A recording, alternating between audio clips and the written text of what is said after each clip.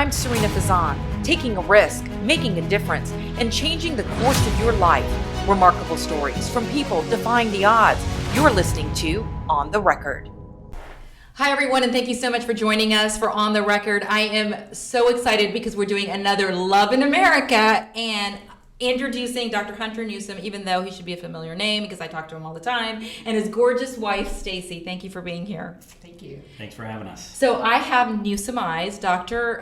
Newsom is performed LASIK surgery on me years ago, more than 10 years ago. I'm very loyal to him as my eye doctor. But the other day I was talking to him and I said, Dr. Newsom, I want to interview you and your wife about your love story. So, Stacy, how long have you guys been married? 22 years. Congratulations. Did you know that? 22 years, yes. She just said that. That's exactly what it is. If she just said 23 years, I'd be yes, 23 years. Yes, honey, 23 years. Okay, so Stacy, tell us, how did you guys meet? We have two different stories. Let's listen to both. It's kind of evolved over the years, but we were up in Aspen snow skiing on New Year's Eve. How old were you guys at the time? I'm older, so I was 25 and you were 24? 24. You were 24. Oh, so you're the older woman. Yes. By a year. By a year. The cougar. So we met in a bar, and it was just pretty much, hi, how are you doing? Something simple. Well, it was a UF national championship game. We played in Nebraska and lost in Nebraska. So it was all the UF fans were watching the national championship game. So you guys were up in Aspen. Mm-hmm. Snow skiing, yeah. So it's a sports bar where the football game was on for Florida. So all the Florida fans and everybody was there. And we had never met before. Yeah. We had mutual friends, but we had never met. So you're at the bar, and okay, who went up to who first, or what happened? How did this? Because I think, didn't you say that you liked Stacy immediately? Well, soon thereafter. But the first night we met, she came in. We just talked briefly, and there's a bunch of med students from Florida that were there, and she knew some people that knew people and other things like that. So it's you kind of, up there had some people that we all knew. So we met, and then we're going to go snow skiing the next morning. And she said, hey, we're doing this, pretty girl talking to her. Hey, we're all going snow skiing. There's a group of us. We'll meet up in the morning, and we're all kind of staying. So we'll meet at the bus, and then we'll go up to the ski hill, and we're going to meet at 8 o'clock. So you want to take it from there? And 8 in the morning, 8 a.m. in the morning. 8 a.m. in the morning. And did you ask him? You said, hey, we're going skiing tomorrow. Mm-hmm. So did you think he was cute for were you attracted to him or what? I don't. We didn't have much. The first time we met didn't do it. So what happened? Yeah. So at 8 o'clock in the morning. I think it was more like I have a group of girls, you have a group of boys. Let's just meet up and ski together, and be there at 8 o'clock. And we're at a bar, we're having a good time, and so I got the girls up the next morning, and they're like, no, to sleep in. I'm like, no, let's get up. So we get there, not exactly at 8 o'clock, maybe like 8:05, and Hunter's nowhere to be found. And so the bus comes at 8, not 8:05. So the girls are like, you got me up, he's nowhere to be found. This is before cell phones, so we couldn't call or text. So I'm like, okay, I guess we're not skiing with these guys. So we went skiing by ourselves, and at lunchtime, I come out of the line with my tray of food, and I see him, and I walk up to him, and I asked him, you stood me up. You weren't there. And he's like, you were late. I'm like, I was 8 o'clock. Late. So we always... The bus is leaving, and everybody's on the bus. Like, what are you doing? I'm like, And then he said, if you hurry up and eat, and if you can keep up with me, you can come skiing with me. Do you remember that phrase? Yeah, well, I was ready to go. So we were finishing lunch, and then she's coming up, and she didn't even show up on time to meet up with me. So I'm like, whatever, if you want to go skiing. We're going to go skiing now, but you got to be able to keep up. So. And you're saying you're only 5 minutes late. So you're like, hey, buddy, come on, give me a break here. All right, so when you see her coming up, though, when you're having lunch, are you like, wow, I mean, she's even prettier than I remember. Well, I didn't remember. She came up, so you're eating, you're hanging out, and then she comes up, oh, hey, I didn't see her coming, but she saw me. So she came and confronted me. So was he more attractive than you thought the next day? We're in our ski outfits. Skiing, right? yeah. You got the helmet on. I mean, you're covered from head to toe. Yeah, and the sweater's on. Your hair's sticking straight up after the helmet. But I still look good, though. I mean, come on. Oh, come on. I mean, yeah. You go. I looked young. Unlike now. Oh, please, you will look fantastic. I don't think I was looking at you. I think I was like, there's that guy that stood me up. She was more not. And my girlfriends were probably like, please don't do that. And I'm like, no, we're going to go confront Yeah, it wasn't him. like she wanted to get my phone number and hang out. It was just going to come be in my face. Well, okay, so then did you go skiing with him after lunch? So we all went skiing, and he's a very good skier, and I've been skiing all my life, and we were probably the best two skiers, and we would end up at the bottom of the chairlift and hang out and talk while everybody else was coming down. So after a couple of runs of sitting there and waiting, we're like, let's just leave everybody. And so we went skiing by ourselves and left everybody. And this is before cell phone, so I don't think we knew where we ended up. And then you asked me to go out to dinner. And you took me to this dinner called the Tower. The Tower, yeah. They had a magic show, and they kept throwing darts into the ceiling. Yeah, they threw a card. It's like I called my dad and said, hey, I met this girl. Blah, blah, blah. He's like, oh. And I was up in Snowmass, Aspen, Snowmass. He's like, there's a restaurant called the Tower where this magician will throw a card up, and then he's got a knife, and then he'll stick the knife into the card. So if you look at the ceiling, they have all these knives and these cards stuck up there. And he's like, he was probably there 20 years prior, and he's like, so he went.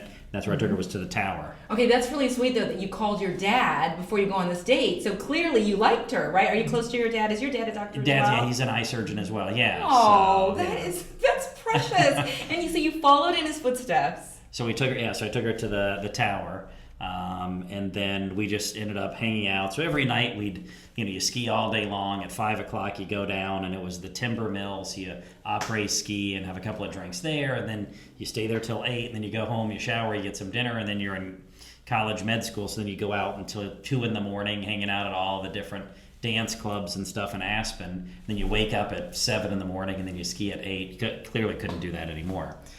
So just like that. Wash, rinse, repeat for, 6 or 7 days. That was my next question, because so how many days were left in the vacation? Like 6 or 7 days? It was in the beginning. Yeah, it was right after. Yeah, I was right there. So then it was, and I was in my 4th year of med school, so I was on my research month. Right. And she was in her last year of getting her master's in epidemiology, which nobody knew what it was until 4 months ago, because everyone knows what epidemiology is now. But I was in my last semester of graduate school at University of South Florida. So we had both gone to University of Florida for undergrad, and then I left and came to Tampa and got my master's, and he stayed there for his medical degree. Yeah.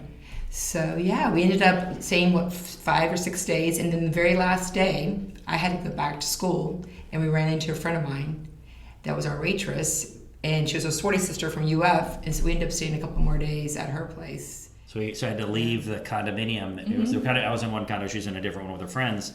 So we're both there for about the same amount of time. Then everybody left, and she all of a sudden says, hey, my friend has this apartment. We can just stay there and sleep on her couch or something like that. So we ended up staying another 4 or 5 days or something like that. So we just moved our stuff out of the condo, moved in there with her, and she was a waitress. So we just kind of lived on her couch for another 4 or 5 days together. How fun. Okay, how romantic. But I want to go back then. So at that first date with the restaurant with the knives and everything, when did you know that, oh my gosh, I really like this girl? Well, when we came back, so I was just finishing up medical school, and I'd already had a position for 1 year in Norfolk, Virginia, to go there for my transitional year for medical surgical 1 year before you specialize in eye surgery. So I'd already sort of committed to going there. And after spending, it was 10 days or something, you fly back, you come back. And I said, you know what? If I go to Norfolk, Virginia, and she lives in Tampa, there's no easy way to drive. It's just too far away. So I got back in town, and immediately there's a Mayo Clinic has a position in Jacksonville, which is a little bit north of Gainesville, but you could still drive from Jacksonville to Tampa. It's still 3 doable. hours, 3 hours. Still doable versus Norfolk, Virginia is a whole plane ride, da-da-da. So I called them up. I said, hey, I'm interested in your position. They said, no, we're all full, we're done. And I said, well, let me send you my stuff. If you like it, then maybe you want to interview me. If you don't like it, then, then it's not meant to happen. So I sent them all of my stuff, and then they looked it over, and they called me back, and they're like, you do look, you look like a great applicant. Could you be here tomorrow? So that was the next day. I drove to Jacksonville and interviewed there, and then said, hey, this would be the spot. So I changed, kind of X out Norfolk, Virginia, and say, hey, I'm going to go to Jacksonville at the Mayo Clinic. just to be, 3 hours from her. And that was probably 15 days in or something like that. That is so romantic. Well, are you feeling the same way at this point? Or are you thinking, okay, I met this guy, he's a great guy, we had a great time, and now he wants to move and live close to me? What are you thinking? I don't. She didn't really know that was happening. I didn't really tell her. Like this psycho guy changes. I actually had a girlfriend at the time. She had a boyfriend at the time. Oh, so okay. Wait, hold on. Rewind. So you had a boyfriend and you had a girlfriend during the time that you guys were in Colorado. Well, I wasn't even supposed to be on that trip. I actually took somebody else's seat on the plane. So this is all meant to be, because I had a boyfriend and he wanted to get together with his guy friends in Atlanta for New Year's Eve. I'm like, you're gonna leave me on New Year's Eve? And he's like, yes, I have plans.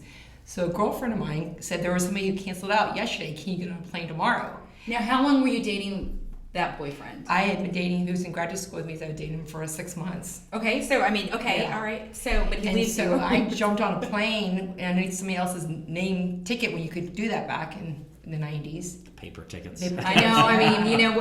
I was talking to someone else today about, you miss those days, right? Where you could go up to the gate and, you could do those last minute flights. So you weren't even supposed to go. No, I did it just because I'm like, if you're not going to take me to Atlanta, I'm going to find different activities. So I just jumped on a plane and so happened to meet you on that plane ride. But you've been dating your girlfriend a lot longer.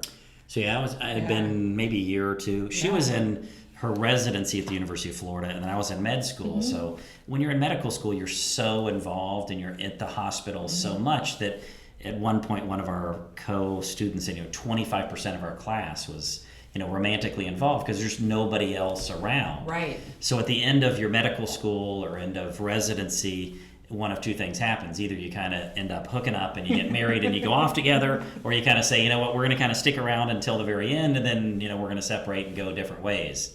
So clearly, I didn't have any long-term plans with her, and I knew my medical school was coming to an end, so somewhat it's convenient, and you kind of knew where it was going. Right, and you clearly and then you clearly were like, wait a minute. So if she was like, hey, I want to follow you and go to Norfolk, Virginia with you, I was like, no, I don't think that's an option. For her, it wasn't. But then you meet the right person, you're just like, wow, this is really just interesting. And I knew. I just had that feeling deep down that you can't, if you think about it, you're not going to tell her, oh, after 15 days, I'm changing my plans to be closer to you. So that's a little crazy, but you just like, let me just make that an opportunity. And, going to the Mayo Clinic's not a bad place to go either. So it just ended up working itself out. So you just leave the opportunity open and just see what happens. So then we were dating that whole time we came back. And then it's July 1st is when you start... July 1st to June 30th is sort of like the medical school training, residency training. So I didn't start in Jacksonville till July 1st. So we had some time. So then when I finally moved up, she actually moved to Jacksonville with a classmate of mine who she was moving up to Jacksonville. For him? And then she moved up to Jacksonville and lived in the same apartment complex, but she was roommates with one of my medical school colleagues, and then I roomed with another guy that was in physical therapy. I don't know. I mean, I was always brought up. My parents have been married for 55 years, and my parents were big about, you don't move anywhere for a boy, very strict families. So I think I was pretty much, didn't put a wall on myself, but I think I was more like, I'll move up there. Once I graduate, I'll get a job. I'll live with another girl, but I'm not going to follow you around and like a puppy dog, right there waiting for you to ask me to marry you or ask me to do whatever you want me to do. I didn't want to give him that much control of my decision making. Good for you. I think that's a very strong message for young women. I mean, I was like, I want to make sure that I had a job. I want to make sure I graduated. I want to make sure I had opportunities. I had, travel a lot. I've lived, in Europe. I lived in Peru. I lived in all different locations. So to pick up and move wasn't a big deal for me. My parents were used to me moving and living in different locations, but they weren't really used to me to pick up for a man. I always picked up for myself and did it because I wanted to travel or I wanted to do it. I never moved for a guy before, and I was big about, I'm not going to do that. So this was something kind of a little bit scary for me because I was moving, changing my life for you, who I had only known for 6 months. So I want to make sure I had enough Yes. protection around me where I'm not going to go live with you in an apartment. I'm not going to give up my whole life because of you. I want to make sure that if this doesn't work, I still have a career and I still have, And then July 1st, so 1 year from July 1st to June 30th, I'm in Mayo Clinic, which is in Jacksonville and in Rochester, they're being Mayo. And so then I'm moving 1 year later, I'm moving to Iowa to do my eye surgery specialty, ophthalmology residency for 3 years. So we know that going in there that 1 year later we're going to be you moving to have to Iowa. move. So in the meantime, her parents are already like, well, you're moving up there, who is he? It's one thing to be there, but then it's like, hey, we're going to Iowa, what's going to happen? So in the meantime that she didn't know, I'd already talked to her dad after a few months and said, hey, I want to ask your daughter to marry her. And he's like, okay, well, what are you planning to do this? So it was we had this, this whole plan of when I was going to ask her, which was going to be like another month down the road, but I wanted to talk to him personally, so I had to wait till I was in Tampa to talk to him. So I was like, it was like a month or two planning. So there's about a month or two between we're kind of getting plans together to go to Iowa, but there's no commitment for that she's aware of. So her dad, while we're doing the whole thing, just gives her the hardest time. Like, you cannot go to Iowa. What are you thinking if you don't have? Meanwhile, I'm like, I can't, say, well, by the way, he already knows that, we're going to get engaged. So he was But giving you a hard time. Oh, he was giving her like such kind a of hard egging time. you on a little bit. he knew the whole time. He thought it was knew, fun. but he was just giving her a hard time. Like, there's no way you're going up there. And I'm like, what am I supposed to do? Be like. So, and at this point, since your dad's saying that to him, to you, Just to her. to He you, knows to me, you, but he knows, of course, Yeah, that you're but going to he's pop not the telling question. me. He's telling, yeah. Are you just like, oh my gosh, maybe I shouldn't go? Well, Like, I was what do calling do? my sister. I'm like, what are mom and dad doing? I mean, can they just lay off? It's really not a good conversation. I mean, my dad's all over me about everything. What kind of car you're going to have? You're going to go drive in the snow. Do you know what Iowa's like? You've never been to Iowa. Why would you go to Iowa? Why won't he ask you to marry him? If he loved you enough, would he ask you to marry him? I'm like, I don't know why he's not doing that, Dad. But I am no.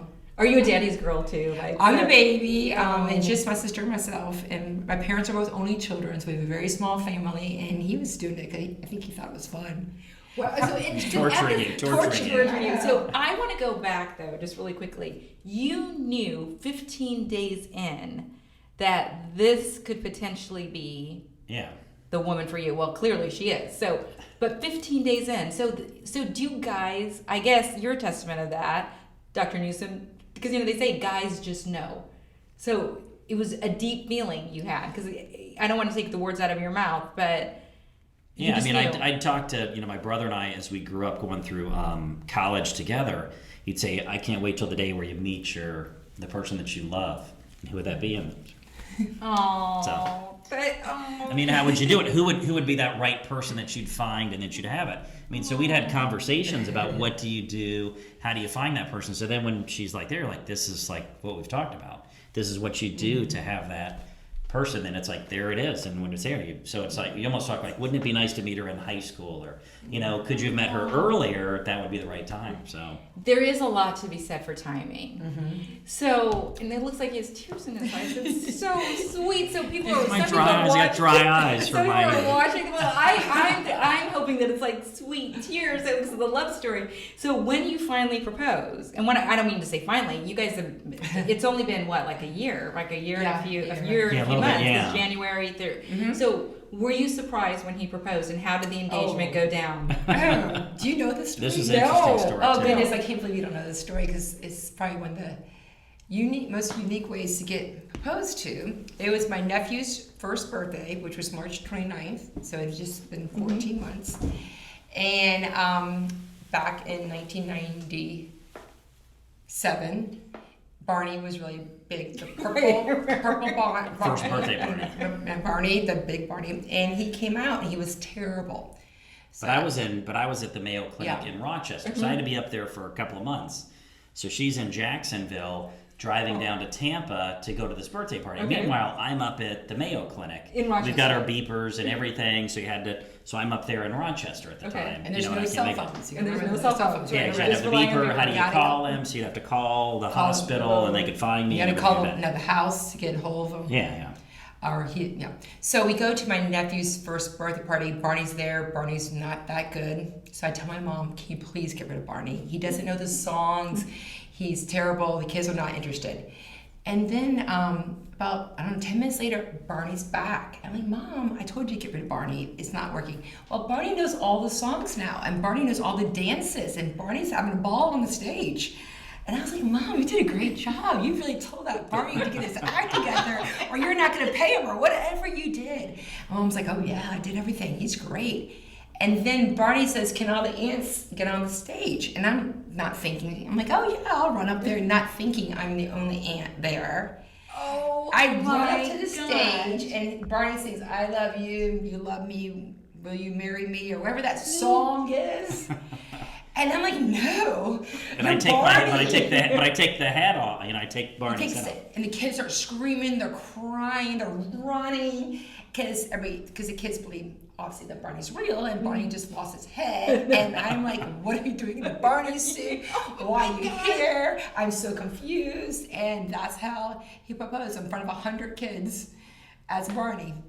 And you had that's so No romantic idea. though. Oh my gosh! And you had no idea. idea because he's supposed to be in Rochester. Mm-hmm. So your parents were clearly in on it. Oh, of course. Right? So okay, so do you start bawling? What happens? She never answers. She never answers a question. Confused. She's like, why are you here? You're supposed to be in Rochester.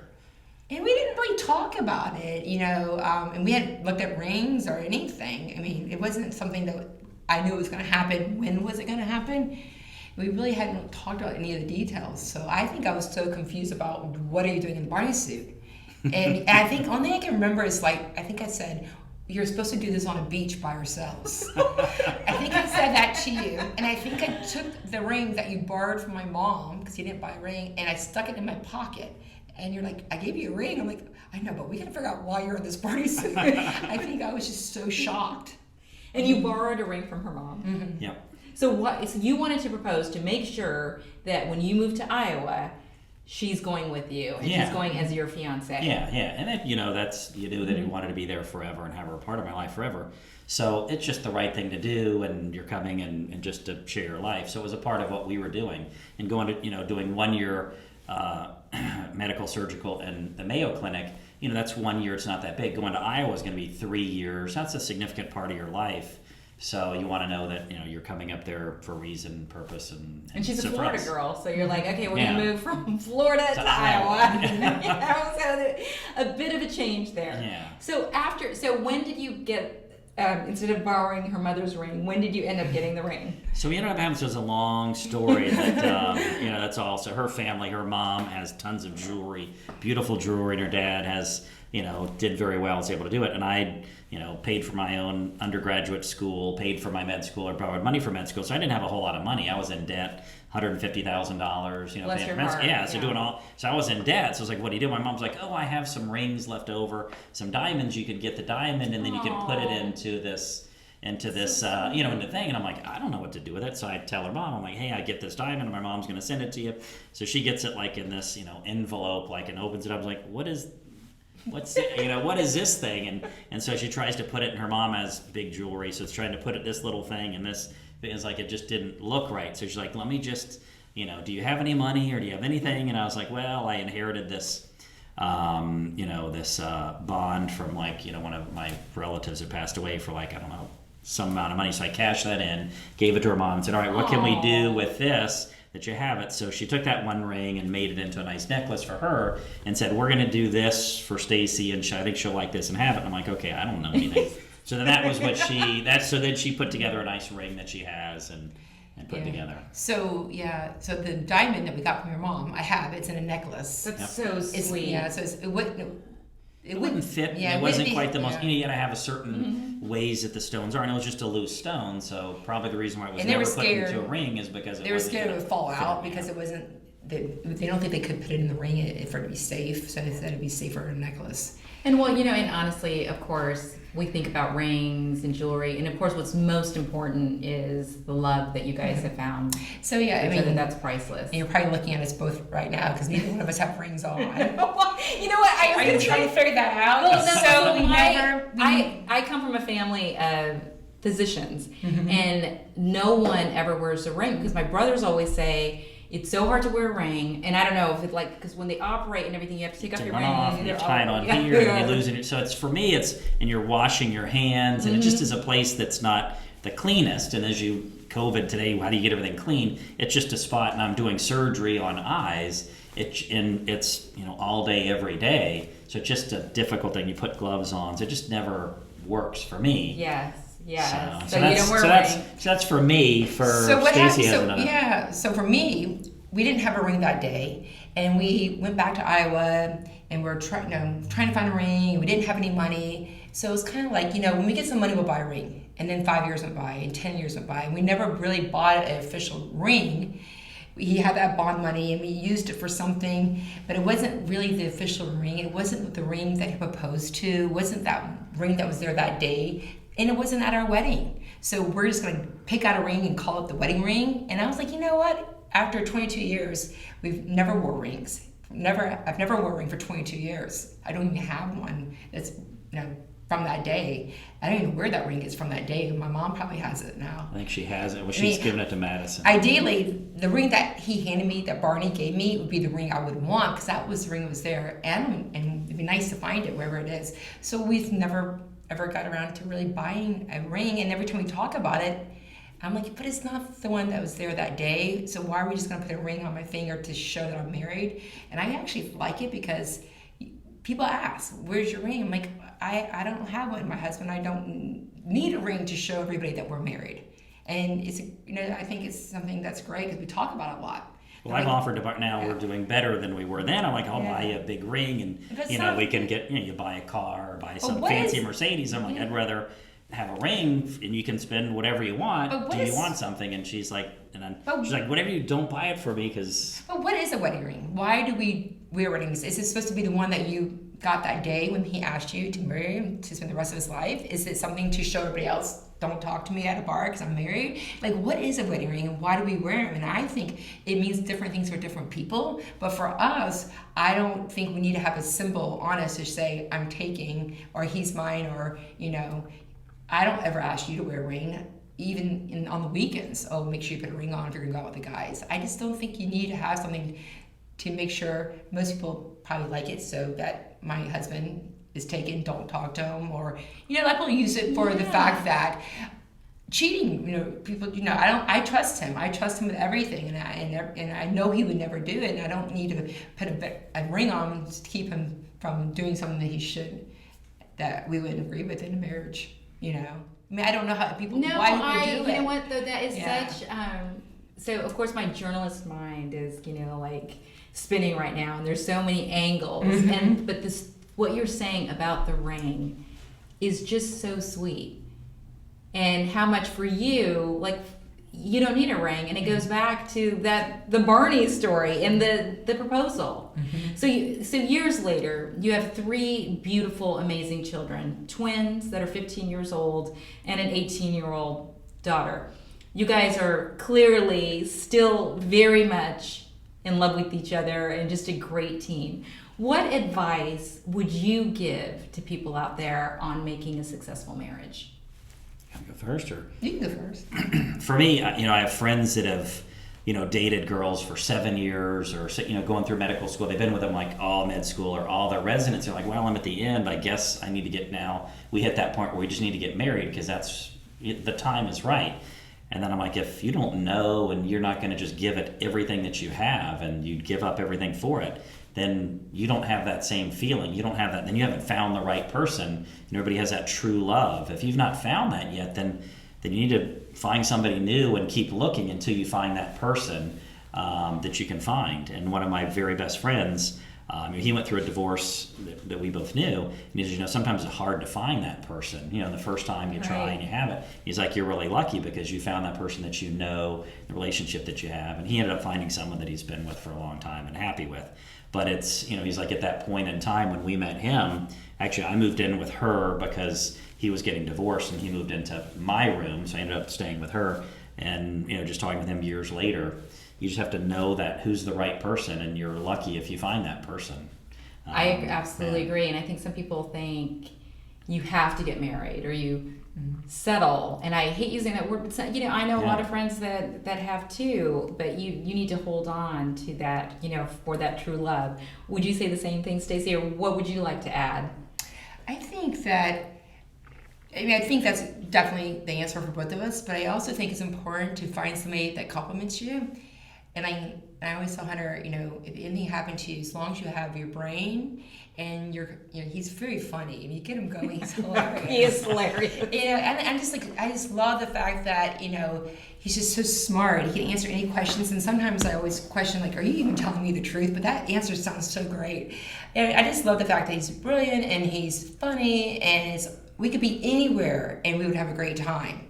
You know, we just compliment each other. And we always talk about way he looks at things. He looks at the big forest. I look at every tree. We just really fit well together as a puzzle.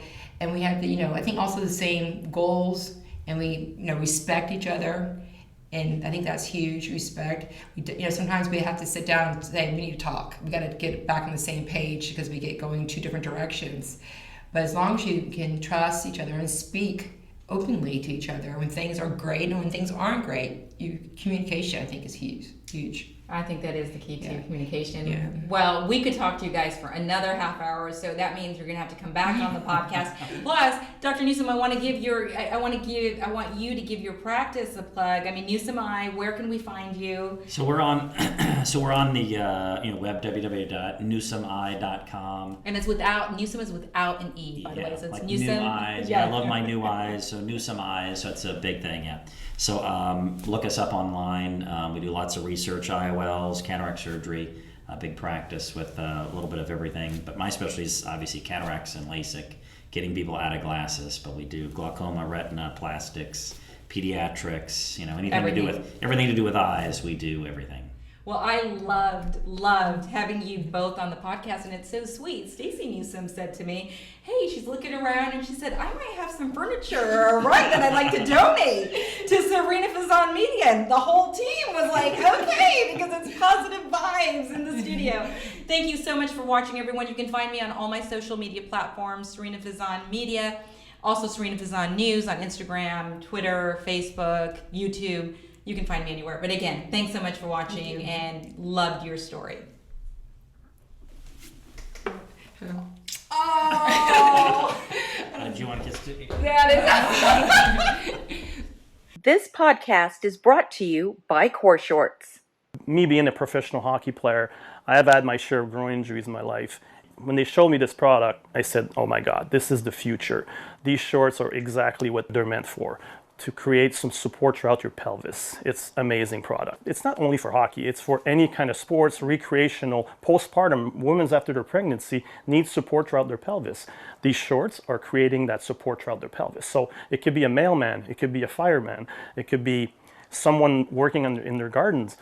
Doing anything, if you're active, you need some support throughout your pelvis. That's what Core Shorts were designed. For more information and to place an order, visit coreshorts.com.